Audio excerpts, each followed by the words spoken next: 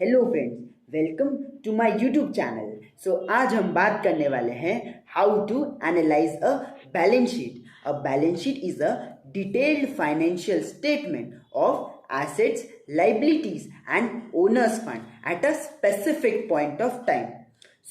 मैंने कुछ टर्म्स का इस्तेमाल किया, एसेट्स, लाइबिलिटीज। अब हम इस टर्म्स को समझ लेते हैं। What is asset? जब कोई पर्सन या कंपनी जिस चीज को ओन करती है, यानी जिस चीज की वो मालिक है, हम उसे एसेट्स कहते हैं। अब हम बात कर लेते हैं लाइबिलिटीज के बारे में। What is liabilities? जब कोई पर्सन या कंपनी जिस चीज के लिए फाइनेंशियली ऑब्लिगेटेड है, यानी जिस चीज को उन्हें पे करना होगा, उस चीज को हम लाइबिलिटीज कहते हैं। अब हम एसेट्स के टाइप्स के बारे में समझ लेते हैं। सबसे पहले हम समझेंगे fixed assets. What is fixed assets? जब कोई पर्सन या कंपनी जिस चीज को फॉर लॉन्ग टर्म बेनिफिट के लिए यूज करता है या बेनिफिट के लिए उसको पर्पस के लिए यूज करना चाह रहा है, उसे हम फिक्स्ड एसेट्स कहेंगे। से for example land and building, plant and machinery. हम इसे बार बार नहीं खरीदते, फॉर लॉन्ग टर्म पर्पस के लिए हम इसे खरीदते हैं और यूज सालों सालों तक करते रहते हैं, इसीलिए हम इसे फिक्स्ड एसेट्स कहते हैं। अब हम समझ लेते हैं करंट एसेट्स के बारे में। What is current asset? जब कोई पर्सन या कंपनी जिस चीज को for short term purpose, that is for 1 year और less than a year, use करती है for benefit, is called current asset. Example, stock, prepaid expenses are called current assets.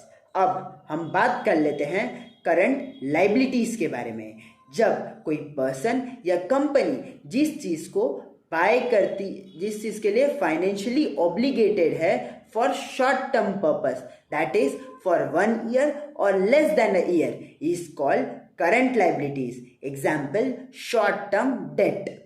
अब हम बात कर लेते हैं रिजर्व्स एंड सरप्लस, जो कि लाइबिलिटीज के शेयर कैपिटल के नीचे आते हैं। अब हम बात कर लेंगे रिजर्व्स एंड सरप्लस के बारे में। कंपनी प्रॉफिट्स कमाती है, जो प्रॉफिट्स में से कंपनी कुछ portion, certain amount of portion side में रख देती है in the form of reserves and surplus for future use, is called reserves and surplus.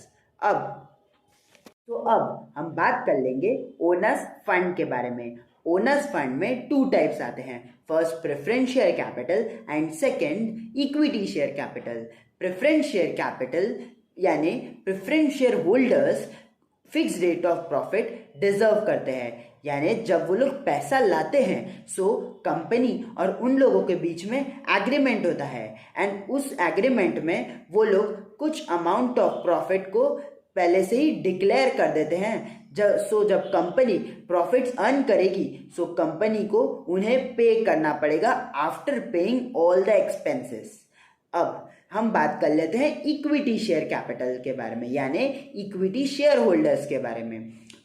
जब हम preference share capital and all the expenses पे कर चुके होते हैं, जितना भी रिमेनिंग प्रॉफिट होता है वो इक्विटी शेयर कैपिटल यानी इक्विटी शेयर होल्डर्स का रहता है। अब वो कितना भी रह सकता है, इसमें कोई स्पेसिफिक अमाउंट फिक्स नहीं है। मैं कुछ रेशियोज का आपको ब्रीफ डिस्कशन देना पसंद करूंगी, जो कि आपको बैलेंस शीट का एनालिसिस करने में मदद करेंगे। सबसे पहले मैं बात करना चाहूँगी डेट इज टू इक्विटी के रेशियो के बारे में। तो बेसिकली डेट और इक्विटी क्या होती है? डेट मतलब कि लोन फंड्स, मतलब कि ऐसे फंड्स जो कि मैंने बोरो किए हैं किसी पर्सन से, किसी फाइनेंशियल इंस्टीट्यूशन से, किसी बैंक से, जिसके बदले में मुझे उनको फिक्स्ड रेट ऑफ इंटरेस्ट देना पड़ेगा in case of loan. Debentures भी एग्जाम्पल है डेट का ही, डिबेंचर्स और बॉन्ड्स भी एग्जाम्पल है डेट का ही। और इक्विटी होते हैं ओनर्स फंड्स। ओनर्स फंड्स मतलब कि मैंने इन्वेस्टर के कैपेसिटी में, मैं ओनर के कैपेसिटी में पैसा दे रही हूँ। तो जो ओनर्स होते हैं, जो इक्विटी शेयर होल्डर्स होते हैं, जो प्रेफरेंस शेयर होल्डर्स होते हैं, वो प्रॉफिट के लिए तो प्रॉफिट तो उनको मिलता ही मिलता है, लेकिन वो लॉस के लिए भी लायबल हो जाते हैं, उनको लॉस भी बेयर करना पड़ता है। किसको? इक्विटी शेयर होल्डर्स को। ठीक है, तो डेट इज टू इक्विटी का रेशियो जो स्टैंडर्ड रेशियो होता है वो 2:1 का मेंटेन करते हुए चलना पड़ता है। अब ये रेशियो 2:1 ही क्यों है, इसके पीछे काफ़ी सारे रीजंस हैं। सबसे पहला, डेट होना अच्छा भी है और बुरा भी। डेट एक हद से ज़्यादा भी नहीं होना चाहिए और कम भी नहीं होना चाहिए। एक मिनिमम मतलब 2:1 का रेशियो अगर आप मेंटेन करते हो तो वो स्टैंडर्ड रेशियो होता है, ये अच्छा होता है। अब ऐसा क्यों? क्योंकि डेट के ऊपर ना हम इंटरेस्ट पे करते हैं, और जब हम इंटरेस्ट पे करते हैं तो हमारे P&L में हम उसे एक्सपेंस दिखाते हैं, और जो भी एक्सपेंसेस होती है ना उस पर हमें टैक्स सेविंग हो जाती है, हमको उतना टैक्स कम पे करना पड़ता है। तो मुझे डेट के वजह से टैक्स सेविंग हो जा रही है। ठीक है, और दूसरा पॉइंट कि डेट ज़्यादा क्यों नहीं होना चाहिए, इसका रीज़न ये है कि मैं जो पैसा लगा रही हूँ उसमें मुझे रिटर्न मिलती है, रिटर्न ऑन इनकम। ठीक है, अगर मेरा रिटर्न ऑन इनकम ज़्यादा है और जो इंटरेस्ट मुझे डेट के ऊपर पे करना पड़ रहा है वो कम है, तो मैं डेट और रेज कर सकती हूँ, क्योंकि मेरी कैपेसिटी है जो इंटरेस्ट मुझे डेट के ऊपर पे करना है, मैं वो इंटरेस्ट पे कर सकती हूँ। लेकिन अगर मेरा रिटर्न ऑन इनकम अगर मेरा कम है और इंटरेस्ट जो मुझे डेट के ऊपर पे करना है वो ज़्यादा है, तो मेरे लिए बिल्कुल भी नहीं है सेफ ऑप्शन डेट। क्यों? क्योंकि मैं कमा कम रही हूँ और मुझे इंटरेस्ट ज़्यादा पे करना है, तो इसके लिए तो मैं फाइनेंशियल क्रंचेस में चले जाऊँगी। इससे अच्छा है मैं डेट से अच्छा ओनर्स फंड्स मतलब इक्विटी से पैसा रेज करूँ। क्यों? क्योंकि इक्विटी वालों को मुझे रिटर्न देना कंपलसरी नहीं है। इक्विटी वालों, अगर मैं लॉस में भी चले जाती हूँ या मेरी रिटर्न ऑन इनकम कम भी है तो उनको कम परसेंटेज वाला रिटर्न मिलेगा, लेकिन डेट के केस में तो आपको फिक्स्ड पे करना ही पड़ता है। तो डेट इज टू इक्विटी का रेशियो 2:1 होता है। ओके, अब हम आगे चलते हैं दूसरे रेशियोज़ के ऊपर, जो कि है लिक्विडिटी रेशियोज़। अब लिक्विडिटी रेशियोज़ हम क्यों स्टडी कर रहे हैं? क्योंकि लिक्विडिटी रेशियोज़ आपको ये बताता है कि आपकी जो शॉर्ट टर्म कैपेसिटी कितनी है आपकी पे करने के लिए कोई शॉर्ट टर्म लाइबिलिटीज़ अगर आ रही है तो उसको पे ऑफ करने की आपकी कैपेसिटी है या नहीं है, ये जानने के लिए आपको हेल्प करेंगे लिक्विडिटी रेशियोज़। तो लिक्विडिटी रेशियोज में सबसे पहला आता है आपका करंट रेशियो, जो कि होता है current asset upon current liability. ठीक है, तो current asset upon current liability से आपका निकल जाता है करंट रेशियो, जो कि स्टैंडर्ड रेशियो होता है 1:1 का, आपको मेंटेन करते हुए चलना पड़ता है। दूसरा लिक्विडिटी रेशियो हमारा आता है जिसे हम लिक्विड रेशियो बोलते हैं, क्विक रेशियो भी बोलते हैं और एसिड टेस्ट रेशियो भी बोलते हैं। इसका फॉर्मूला होता है liquid asset upon current liability. अब मैं यहाँ लिक्विड एसेट क्यों यूज़ कर रही हूँ? क्योंकि ये एसिड टेस्ट रेशियो ये और ज़्यादा आपको लिक्विडिटी बताता है कि आपके पास लिक्विडिटी कितनी है। अब ऐसा क्यों? क्योंकि देखो, हम लिक्विड एसेट रख रहे हैं न्यूमरेटर पे और डिनोमिनेटर में है अपना करंट लाइबिलिटी। अब लिक्विड एसेट क्या होता है? करंट एसेट तो आपको पता ही है। अब अगर आप करंट एसेट से माइनस कर देते हो दो चीज़ें, स्टॉक और प्रीपेड एक्सपेंस को अपन हटा देंगे करंट एसेट में से, तो आपका लिक्विड एसेट आ जाएगा। अब हम स्टॉक और प्रीपेड एक्सपेंस को हटा क्यों रहे? क्योंकि हम स्टॉक और प्रीपेड एक्सपेंस को इजीली कन्वर्ट नहीं कर सकते लिक्विड फॉर्मेट में, जैसे कि कैश हो गया या बैंक बैलेंस हो गया। क्योंकि देखो, जो स्टॉक होता है ना वो टाइम लेगा उसको कैश में कन्वर्ट करने का, और दूसरा प्रीपेड एक्सपेंस मतलब कि ऐसा एक्सपेंस जो मैं ऑलरेडी पे कर चुकी हूँ। अब जब मैं ऑलरेडी पे कर चुकी हूँ तो मैं उसको रिवर्स करके वापस लिक्विड फॉर्मेट में नहीं चेंज कर सकती, इसलिए ये दोनों चीज़ें माइनस करके ही हमारा लिक्विड एसेट आता है। और ये जो रेशियो है हमारा, जो क्विक रेशियो या एसिड टेस्ट रेशियो भी जिसे बोलते हैं और जिसे लिक्विड रेशियो भी बोलते हैं, ये आपको मेंटेन करना पड़ता है 1.33, जो कि स्टैंडर्ड है।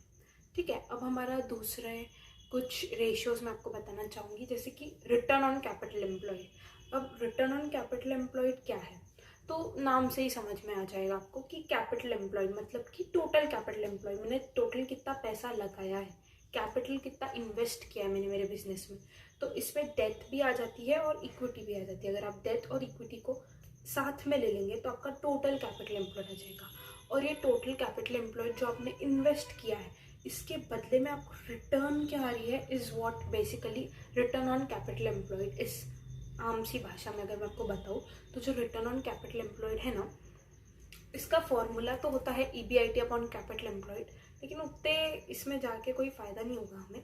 लेकिन मैं जो आपको बताना चाहती हूँ कि रिटर्न ऑन कैपिटल एम्प्लॉयड ना परसेंटेज फॉर्मेट में आता है कि आपने जितना पैसा लगाया, जितना कैपिटल लगाया, उसमें आपको रिटर्न कितने परसेंटेज की आ रही है।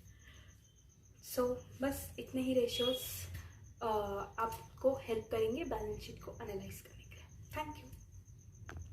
हमने फर्स्ट कुछ बेसिक टर्म्स समझी थी, उसके बाद हमने रेशियोज समझे जो आपको इन्वेस्ट करते समय ध्यान रखना चाहिए। अब हम कुछ चीज़ें समझेंगे जो आपको चेक करना चाहिए बैलेंस शीट में इन्वेस्ट करने से पहले, जो कि वर्किंग कैपिटल यानी current assets minus current liabilities. Working capital यानी जो एसेट, जो कैपिटल यानी जो पैसा कंपनी को डेली एक्सपेंसेस के लिए लग रहा है, उसे हम वर्किंग कैपिटल कहते हैं।